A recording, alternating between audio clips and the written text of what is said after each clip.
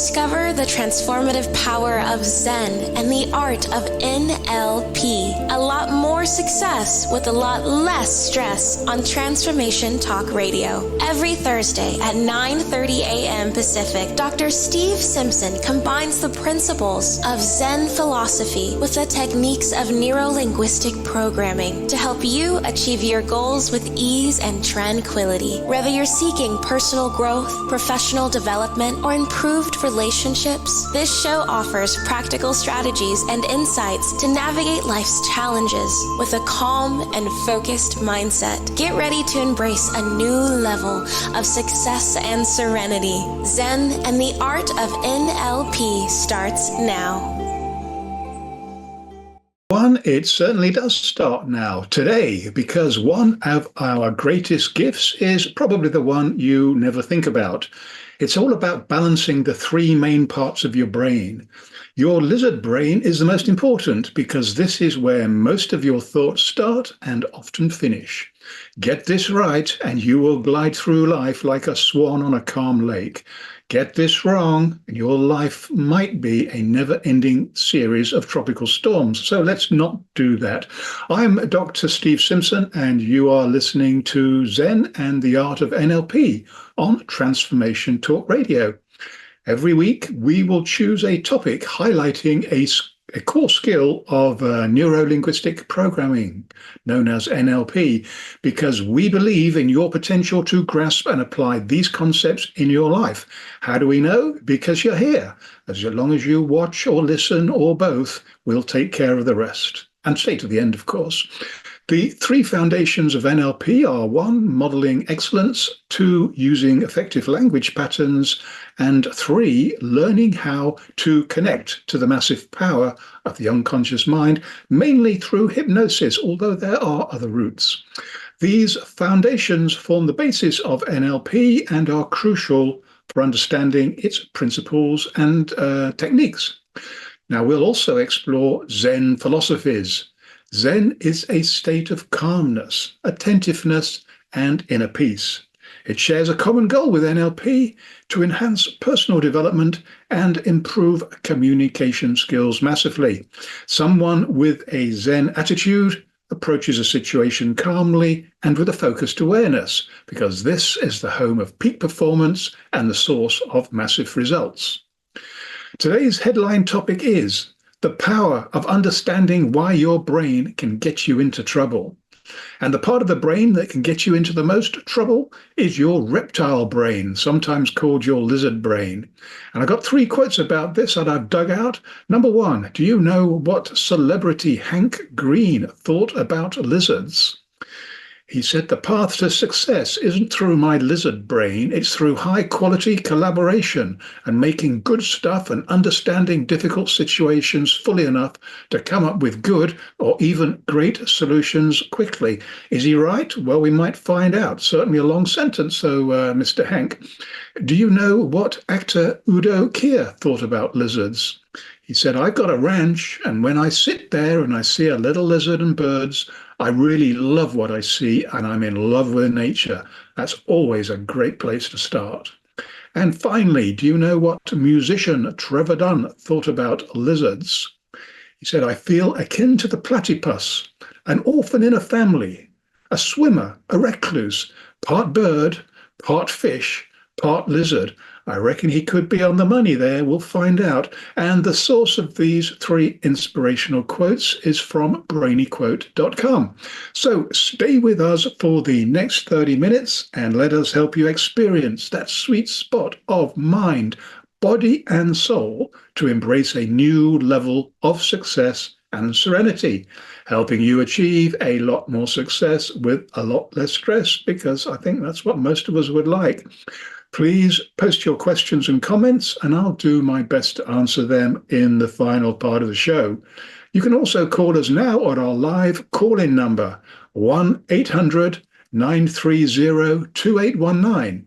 This is your chance to engage directly with the topic and share your thoughts with our audience. Reminding you, the headline topic today is the power of understanding why your brain can get you into trouble.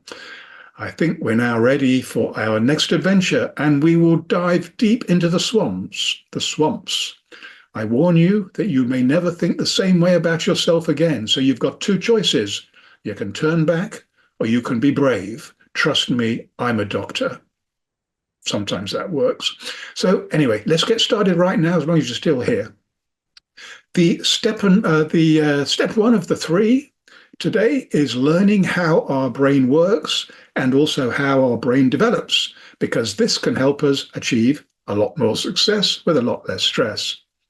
Back a few years ago, one of the first things I learned at medical school was how a healthy human baby develops in the mother's womb. I was introduced to, I have to say, too many long words and complicated anatomy, so I didn't enjoy this subject too much, apart from one thing. One of the lecturers explained that as the baby develops, it passes through many evolutionary steps, including the development of its brain. At various times of its development, the brain resembles a fish, then a reptile brain, and at other times a bird brain, until finally it's a human brain. In later years as a surgeon, I saw first-hand clinical evidence that supported this evolutionary developmental view. Occasionally, we discover that a patient has pouches in their throat. Normally, these pouches are incidental findings on X-rays, but occasionally they can become blocked with food particles and become infected. This condition requires urgent surgical intervention. So what are these pouches? They're remnants of the gills that fish use to breathe, and there are many other similar examples that exist in our bodies. I relate these seemingly unconnected anecdotes to emphasize that when we visit the swamp, we will understand more about what we think about and where these thoughts come from. The brain can be subdivided into three main areas. This is a very a simplistic approach, of course, but each are linked to the evolutionary process that I mentioned. The outside layer of the brain is called the neocortex. That's because it's new. It's the most recent development and only developed about 2 million years ago, which isn't long ago. This is the part of the brain where we do all of our conscious thinking. This is the place where we make pictures and we listen to words and analyze information. It's the bit of the brain that makes us intelligent, or so we say. The problem is that most of the pictures and words we invent are unreal. They're hallucinations, yet they're so detailed that we believe they are real. And that's why we love talking about these things to ourselves and to others. Many of these artificial constructs are innocent lies. Unfortunately, this is the conscious part of the brain where you and I spend most of our time, surrounded by these slithering untruths. If we dig a little deeper into the brain, we'll find what's called the limbic system. This is the home of our emotions, our instincts, and beliefs. In contrast to our neocortex, this is not a creative part of the brain. Much of it's hardwired and therefore difficult, if not impossible, to reprogram. Just as well, many of these neurochemical functions are concerned with babies, making babies, feeding them, and protecting them until they eventually become adults. As many parents know, this cycle can last 50 years or more.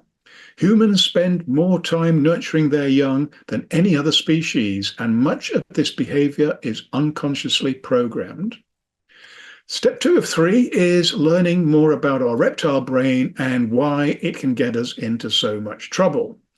If you're brave enough, we can dig a little deeper, and it may not come as a total surprise to know that we are now at the reptilian level of the brain, also known as the basal ganglia. This area started to develop in fish about 500 million years ago, and it continued its development in amphibians and reached its final stage in reptiles about 250 million years ago, many millions of years before our ancestors emerged. Perhaps also not surprisingly, the reptilian brain is where our most primitive instincts live. Many are directly concerned with our survival and how we respond to threats. It's the home of aggression, how we protect our territory, and the ritual displays we use to get our own way. And these behaviors go back at least 500 million years. If we wish to avoid trouble in life, this model of our brain will be very important indeed. It will literally turn your head upside down. It may come as a shock to know that most of the thinking you're aware of is not actually being created in the most recently developed and intelligent part of your brain, yet you believe that it is. Because in reality, almost all of our thoughts arise from the swamp. Of course, they will be filtered and processed by the higher layers of your brain. This sanitation exercise is essential to all of us, as one of the secrets of our success as a species is that we've evolved as social animals. If people really knew what we were thinking about them, we would have few, if any, friends. Knowing where your thoughts come from is a huge advantage, often not fully recognized. This knowledge will help you to understand why you are sometimes out of control and help you to find a better place in your brain to move to when necessary. The experts tell us that we have at least 70,000 thoughts every day, and they may well be right, but I suspect that we have a lot more than this. What is certain is that it is not physically possible for so many thoughts to enter our conscious mind. And this is good news because it means we have a degree of control over which formless thoughts we allow to take shape and become good ideas. And we also know, hopefully, which thoughts to suppress. The most valuable thoughts are those that rise from the swamp as unpolished diamonds. We've got millions every day to choose from, but very often in the field of peak performance, less is more, which is why overthinking, overplanning, and being overcritical will stifle your source of creativity. It does take courage to change the habits of a lifetime, literally, but it can be done. To remind you, you are listening to Zen and the Art of NLP with me, Dr. Steve Simpson. We're going to take a swift break, but before we do that, take a moment to think about these 4 big questions. Question number 1, what is your greatest gift? Question number 2, what's the one thing that you desire the most? Question 3, what is the one thing that is stopping you from achieving? Better find out this one. Number 4, perhaps the most important, what's the one thing that you want to share with others? And one of the reasons why this is so important is because when we move away from our own ego, me, into you, others, help, coming from a giving place, we raise our frequencies without even knowing it. And we know from quantum physics that if there's a frequency one side of the planet, there's going to be the same frequency on the other side of the planet or even the universe. So somebody out there is going to resonate with you. And there's a good chance that good things might happen. When we return, step 3 of 3 is learning how you can get a new job. And it's learning how to be a lizard trainer, a very rewarding profession. Value the simplicity of the lizard's view of the world and how to balance this gift with the ability to extinguish its more violent and inappropriate responses to perceived threats. Trust me, this is a lot easier than it might sound, as we say every week. Stay tuned. We will be right back, helping you achieve a lot more success with a lot less stress.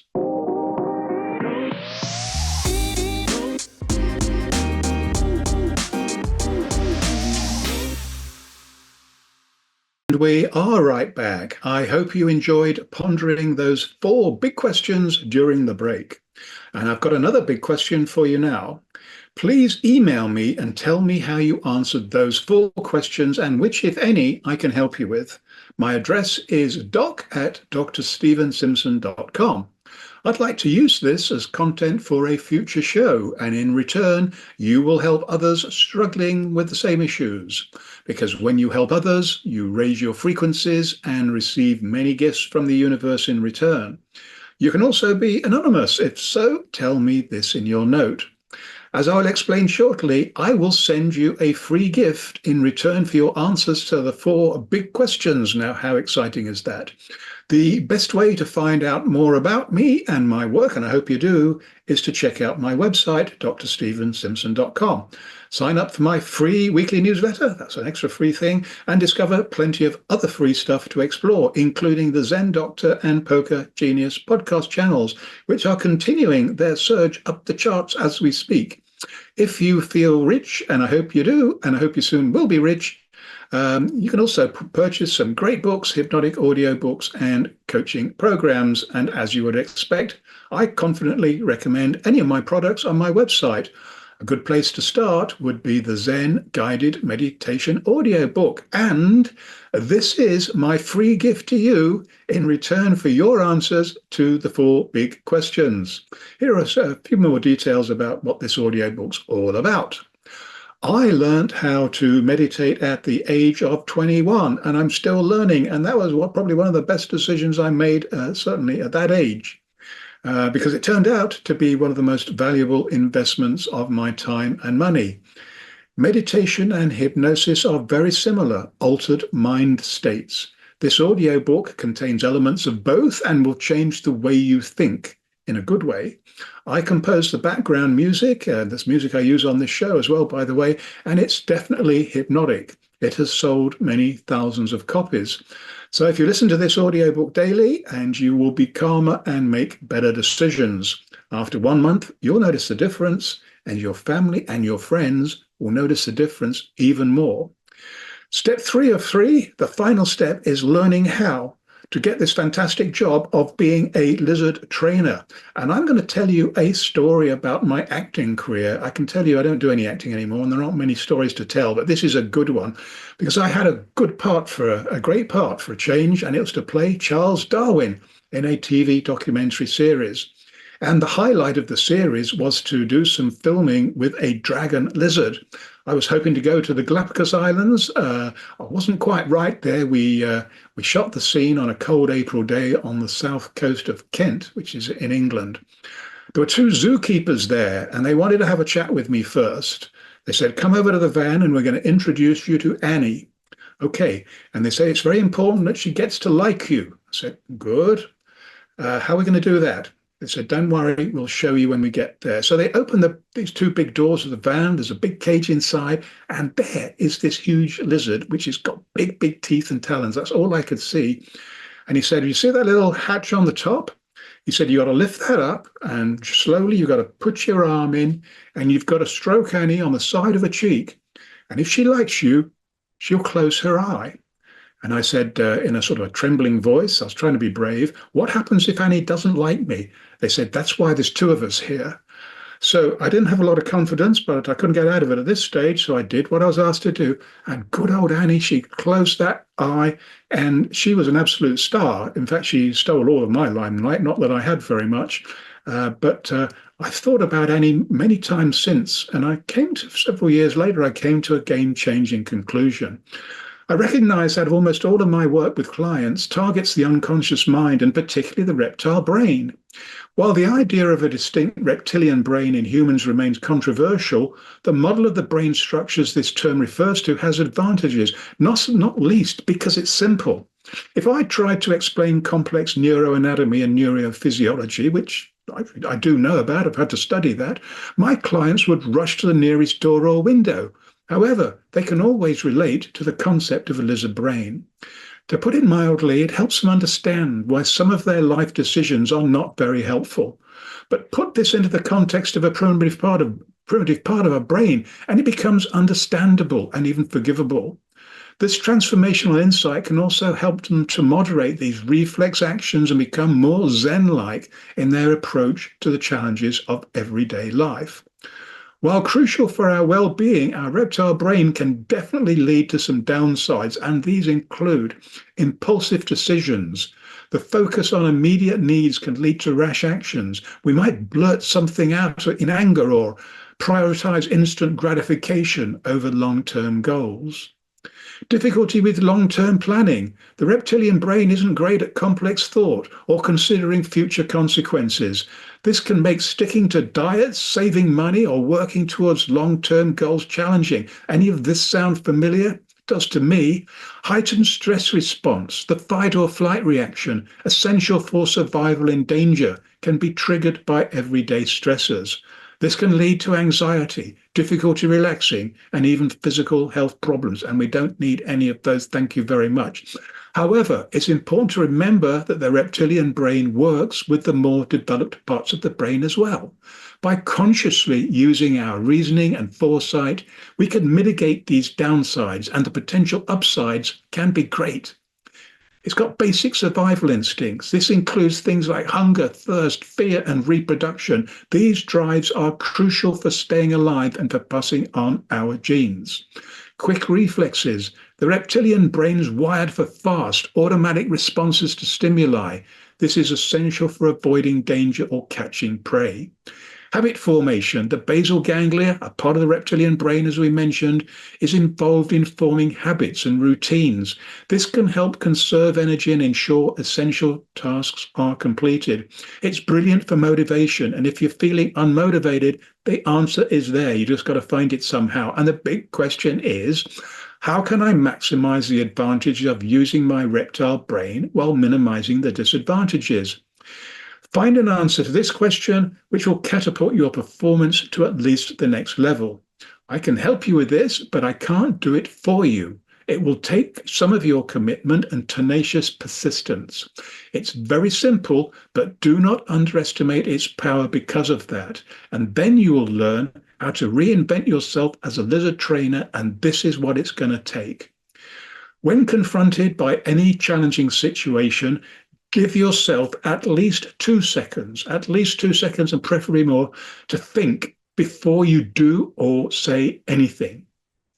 Tip 2, say to yourself something like, I'll try this to start with, and then you can find your own words. Say to yourself, this is rather nice. What a wonderful, ambiguous statement that is. Part of NLP for sure. And then take proactive action rather than reactive. In other words, you've assessed the situation, you've been proactive, and the chances are that that decision is going to be an awful lot better than it might have been. And the result is that you've sedated your reptile brain and engaged with the wisdom of the higher levels of consciousness, because this is the easy way to a lot more success with a lot less stress. Being a successful lizard trainer is a skill that takes practice. Be patient with yourself and celebrate your progress as you complete each of these baby steps. It's a great career. There's no shortage of lizards to train. You travel to warm, exotic locations, and if you're lucky, you get paid for the pleasure. We've got a few questions. We might have time for one or two. Luke wants to know, are you suggesting that the reptile brain is more important than the higher centers of consciousness? Well, I guess I could be, to be honest. I know it sounds a bit crazy, but even if it's not the most important, it's certainly up there because that's where our thoughts start. Charlotte wants to know, how do you think the COVID and lockdown affected us all? Great question, and we might even have to have a whole show on this because I can tell you, as far as I'm concerned, COVID has affected all of us. A few lucky people, they've had a great time during COVID, but most people struggled, and the people with least struggled the most. So hopefully we'll never have to go back to those things. If you don't believe me, then remember back going to the supermarkets and trying to buy stuff and the way some people were behaving. Panic. And that's because their lizard brain was fired up. Kai wants to know, rather than saying to myself, this is rather nice, to avoid being reactive, can I use my own words instead? You certainly can. Choose something that is ambiguous, make it like a bit of a joke, like this is rather nice. It's not very nice at all when somebody cuts you up in traffic or slams the door in your face, but you have to kind of fool the lizard brain saying, there's more important things in life, quite frankly, let's move on. Anyway, now it's time for the Zen and the Art of NLP top tip of the week. And it's as we've just been saying, when confronted by any here, any challenging situation, give yourself at least 2 seconds to think before you do anything, because this is one of the easy ways to a lot more success with a lot less stress. Thanks for joining us today. We've got a great program lined up for you on the same day, at the same time, and at the same place next week. Can't wait. Be there and invite all your friends and family and everybody else too, even the people you don't like. Who knows, you might even get to enjoy their company because much stranger things have happened. So let's all raise the vibration of ourselves and our world to a higher frequency because it certainly needs it. This was what we can do to help. Finally, don't forget to check out my website, drstephensimpson.com. Sign up for my free weekly newsletter and discover plenty of other great stuff too. And don't forget, please, to send me your answers to the big 4 questions posted just before the break. Thanks for joining us on the show. I look forward to meeting you all again next week. There's a chance we might be talking about the pineal gland, and when Big Pharma gets interested in that, so should we. In the meantime, meet many exciting new people, make massive progress on your projects, and most importantly, have almost too much fun. Goodbye for now. You have been listening to the Zen and Art of NLP. A lot more success with a lot less stress. Tune in every Thursday at 9:30 a.m. Pacific on Transformation Talk Radio as we dive into the depths of your unconscious mind and awaken your intuition, unlocking hidden talents and supercharging your personal and professional relationships. Continue embarking on a stress-free journey towards unparalleled success by subscribing to future episodes and stay updated on the latest content. Easily share these captivating shows with your loved ones and create meaningful connections. Book a personal session with Dr. Steve Simpson to delve deeper into the topics that resonate with you. You can visit his website at drstephensimpson.com.